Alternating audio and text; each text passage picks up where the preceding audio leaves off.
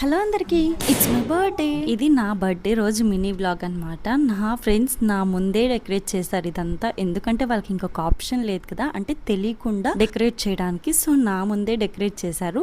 పాపం వాళ్ళు అంత కష్టపడి నా కోసం డెకరేట్ చేసేటప్పుడు నేను మంచిగా రెడీ అవ్వకపోతే ఎలా? ఇప్పుడు ఈ వీడియో క్లిప్స్ తీసుకున్న టైం అయితే 11:50 అలా అవుతుంది. వాళ్ళైతే 10:30కి అలా స్టార్ట్ చేశారు డెకరేషన్ చేయడం. బెలూన్స్ ఊదడం కొంచెం టైం అయితే పడుతుంది కదా, నేను హెల్ప్ చేస్తానన్నా అస్సలు చేయనీయలేదు.